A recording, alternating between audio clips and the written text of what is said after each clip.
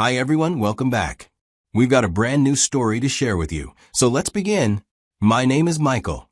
When your wife tells you she's going on an all-girls club trip even after you've clearly said you're not comfortable with it and drops your son at her mother's house, ignores all your calls, and then posts Instagram stories of herself dancing in clubs with strangers, that's not just disrespect. That's her showing you that the marriage and family you've been trying so hard to protect are no longer part of the life she wants. If you enjoy stories like this, take a moment to tap the like button and leave a comment on where you're watching from. Let's know ourselves. Now back to the story. Jasmine and I met years earlier, back when life felt simple. I worked as a quality control specialist at a beverage manufacturing plant, inspecting products and ensuring they were safe before they left the plant.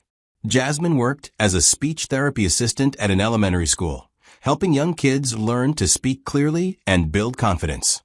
We met through mutual friends at a weekend hangout and clicked almost immediately because we shared the same values. Within a few months, we were dating seriously. Everything felt natural. After a year and a half, we moved in together. A month later, she found out she was pregnant, and that's when I proposed.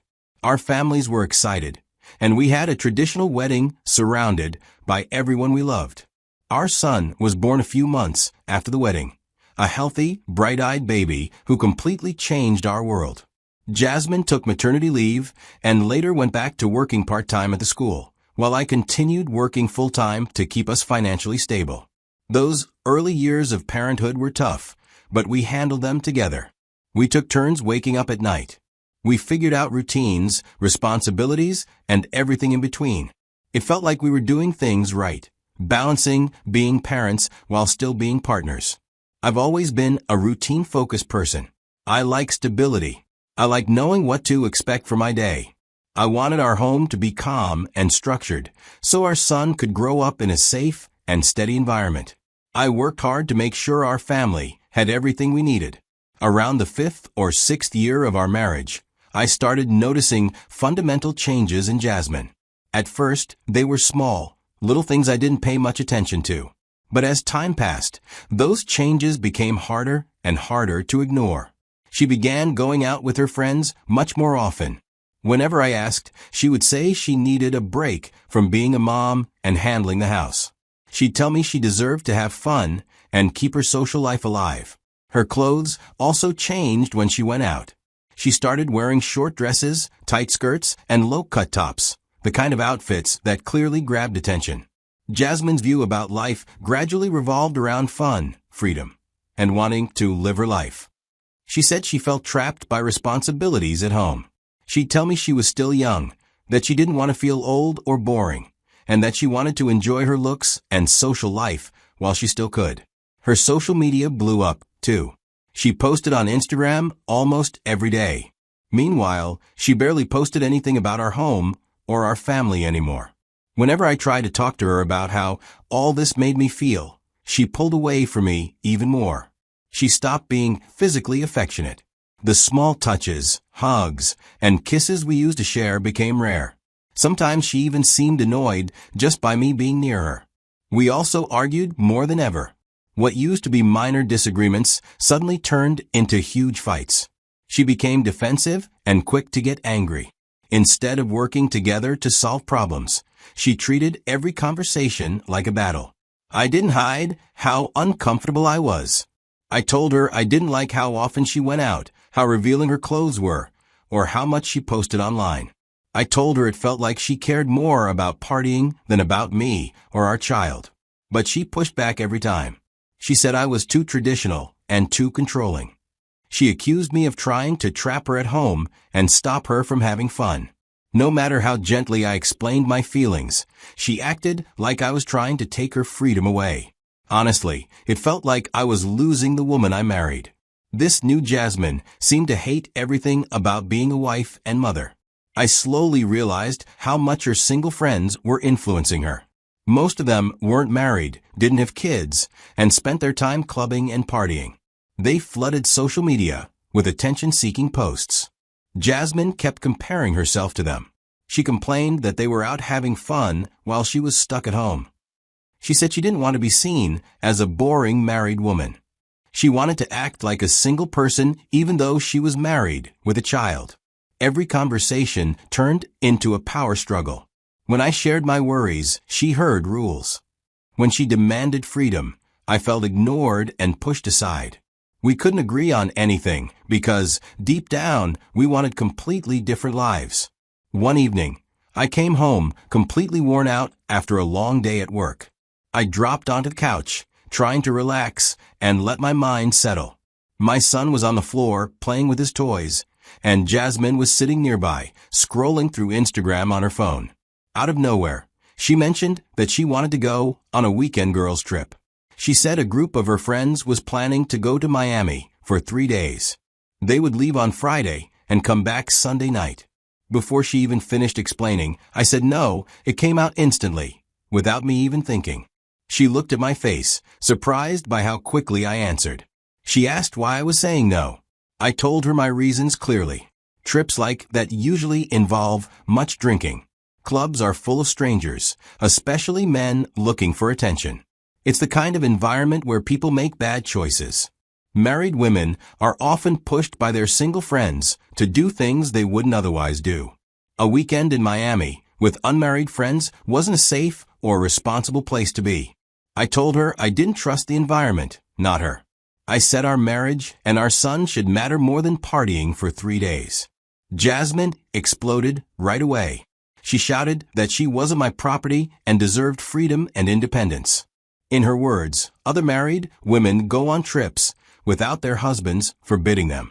I tried to explain that this wasn't about controlling her. It was about what's appropriate when you're married and have a child. Being a parent means you can't always act the same way you did when you were single. Choosing a wild party trip over family responsibilities felt wrong to me. But she didn't want to hear any of that. She kept arguing that she had every right to go and that I couldn't stop her. She said my discomfort was my own problem and had nothing to do with her. The argument ended with her saying, in a stubborn voice, "I'm going whether you like it or not." I told her clearly, "If you go on this trip after I've told you how I feel, there will be serious consequences for our marriage." She waved it off like it meant nothing. She said I was being insecure. The week before the trip was tense and uncomfortable. I held my position firmly. She shouldn't go. And she held hers just as firmly. She would go no matter what. Neither of us backed down. Friday evening finally came. I got home from work around 6 o'clock, not knowing what to expect. The house was utterly silent. My son wasn't there. Jasmine wasn't there. Right away, something felt wrong. I grabbed my phone and called Jasmine. Her phone went straight to voicemail. I called again, same thing. I texted her to ask where she was. No answer. Worried, I called her mother. She picked up and told me that Jasmine had dropped my boy off at her place earlier that afternoon. She said Jasmine was going on a trip with her friends and had asked her to take care of my son for the weekend. That's when the truth hit me hard. Jasmine had really gone on the Miami trip, even though I clearly told her I didn't want her to go. She left our son with her mom without telling me. She turned off her phone, or maybe even blocked me. She chose partying over her own family. I felt a painful mix of anger and heartbreak. Later that night, when I opened my Instagram, Jasmine had already posted stories of herself and her friends. She couldn't answer one call from her husband, but she had enough time and internet to post her whole party weekend for everyone to see. The disrespect hit harder than anything else. She didn't care how her actions made me feel. She didn't care about our marriage at all. I unfollowed her right away. I didn't want to torture myself by watching her celebrate, ignoring me and our son. The love I had for her faded in that moment. I realized I was married to someone who didn't share my values, didn't respect me, and didn't put our family first. To her, attention on social media meant more than her own child. Right then, I made a decision. Our marriage was over. I wasn't going to live like this. I wasn't going to raise my son in a home where disrespect was normal. I wasn't staying with someone who could walk away from her family so easily. The next morning, I went online, found a divorce attorney, and booked an appointment for Monday. I spent the rest of the weekend with my son after picking him up from my mother-in-law's house. She felt bad about everything and told me she tried to convince Jasmine not to go, but Jasmine didn't listen. When Monday came, I met with the attorney. I explained that I wanted a divorce. I hired him that same day and told him to start the divorce process immediately. I told him I wanted primary custody and wanted everything handled quickly. Jasmine came home on Sunday night. She walked in with a defensive attitude, clearly ready to argue and explain herself. But I didn't give her that chance. I didn't even say a word. I just looked at her for a moment and went back to what I was doing. My silence hurt her more than any shouting ever could. Over the next few days, she kept trying to start arguments with me. She would make rude comments, criticize small things I did, and accuse me of things to provoke a reaction from me. She clearly wanted an emotional fight, but I stayed calm every time. I answered only when I had to, and even then I kept my replies short.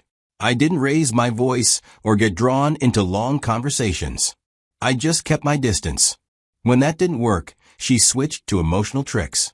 She cried, saying I was being cold and heartless because she put herself first. Instead of warming up to her antics, I observed her. I watched every tactic she used, every sudden mood change, every insult and accusation. Quietly, I began to document everything. I recorded our conversations. I kept screenshots of her messages. I wrote down what she said and how she acted. At that point, I already knew the marriage was over. I wasn't trying to save it anymore. I was gathering proof for the divorce and custody case because I knew things would get ugly. Until the paperwork was ready, I just acted like everything was normal so she wouldn't suspect anything. Exactly 1 week after she came back home, on Sunday, a process server delivered the divorce papers to her while I was at work. When I came home that evening, she was furious. She started yelling at me before I even closed the front door. The divorce papers were spread across the kitchen table. She screamed that I was insecure, controlling, and paranoid. She said I was breaking up our family for no reason and that I was the real problem. She accused me of never trusting her and said filing for divorce proved that I was extreme and unreasonable. I didn't react at all. I walked past her shouting, changed out of my work clothes, and started making dinner for myself. I acted like her screaming wasn't happening, which only made her angrier. She exploded even more, insults, blame, anything she could think of to push me into a fight. She wanted me to raise my voice so she could pretend she was the victim. But I stayed calm. All the while, I was secretly recording her behavior.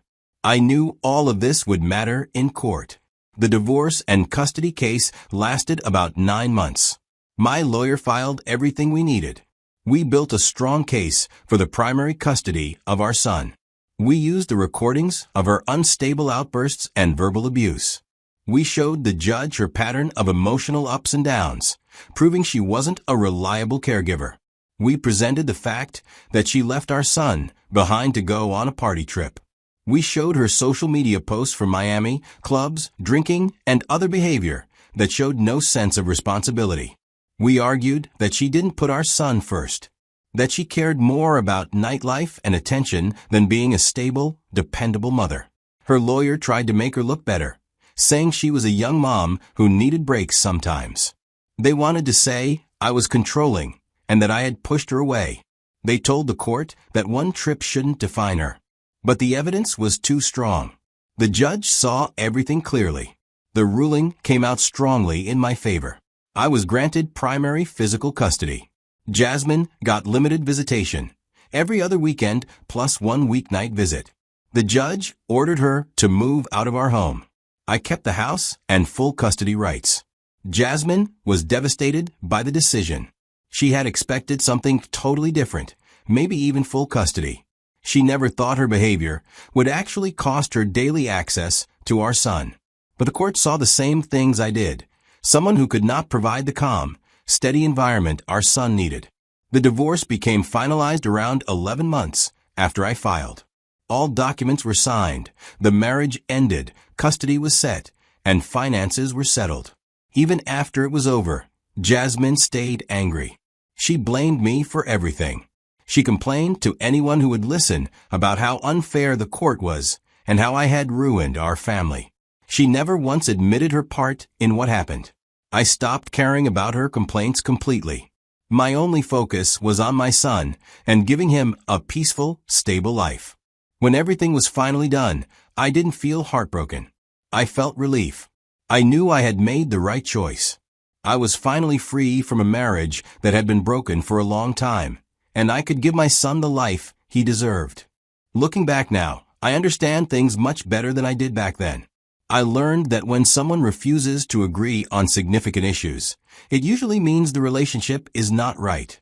When Jasmine insisted on going for that girl's trip, even after I told her honestly that I was uncomfortable, it wasn't just about one weekend. It showed that our values were different. It showed that what mattered to me didn't matter to her. And the fact that she ignored how strongly I felt, that was a sign our marriage was already falling apart. I learned that social media shows the truth that people try to hide. When I saw Jasmine's Instagram stories doing precisely what I was worried about, it proved that my concerns were real, not exaggerated. Her behavior online showed that her priorities were precisely what I feared: partying, attention, and looking fun, instead of acting like someone who was married with a child. She couldn't even behave responsibly for one weekend. I learned that leaving your child behind just to party shows that someone shouldn't have primary custody. Jasmine left our son with her mother without even telling me, so that she could go clubbing and post pictures online. That gave me all the proof I needed for the custody case. Courts take it seriously when a parent chooses partying over their child, no matter the excuse. I learned that staying calm is sometimes more powerful than arguing. By not reacting emotionally and just quietly keeping evidence, I showed the court exactly what was happening. And the more I stayed calm, the angrier and unstable Jasmine became, which only made her behavior look worse in front of everyone. But most importantly, I learned that some actions cross a line you can never uncross. The way Jasmine disrespected our marriage, ignored my feelings, and chose partying over our family. Those were things I couldn't forgive. The truth is, our marriage ended the moment she chose that trip instead of her husband and her child. After that, there was nothing left to fix. Some people say I overreacted. They think one girl's trip wasn't a good enough reason to end an 8-year marriage. They say I was being controlling and that I should have just let Jasmine enjoy one weekend with her friends. But those people don't know the whole story. They didn't see how her behavior had changed months before the trip. They didn't notice how she kept pushing back against simple things we had always agreed on. They don't understand that her attitude about this trip showed a deeper problem between us. And they definitely don't know what she actually did during that trip. Things that proved every worry I had was real. Now, I'm at peace with my decision. I know I made the right choice for myself and for our son. I know he's safer and will be happier living in a stable home with a parent who puts him first. And I know I'm better off without someone who didn't respect me or share my values. These days, my life is different, but in a good way. I live in our house with our son. We have routines that make our days calm and straightforward. But every other weekend, our son visits Jasmine. And sometimes he comes back telling me things that worry me. He talks about her friends hanging out late at night. He mentions uncles who are obviously just guys she's dating. He says she lets him stay up way past his usual bedtime. All of this tells me that her priorities haven't changed. She's still living the same way she did before losing custody. I write these things down every time he tells me. Not because I want to take away her visitation completely, but because I need proof if things ever get bad enough that the court has to step in. For now, she can handle the small amount of time she has with him, but she still doesn't give him the stable environment he needs. As for me, I haven't dated anyone seriously. I've been to maybe 3 or 4 casual dinners in the past year, but nothing essential or that turned into a relationship. My son is my main priority. When I'm finally ready for a new relationship, I want someone who values family and stability. Someone who wants a quiet, steady life with genuine love and partnership. Not someone who needs constant excitement, parties, or attention from social media. I deserved a partner who shared my values and respected me. Jasmine wasn't that person, and she didn't even try to be.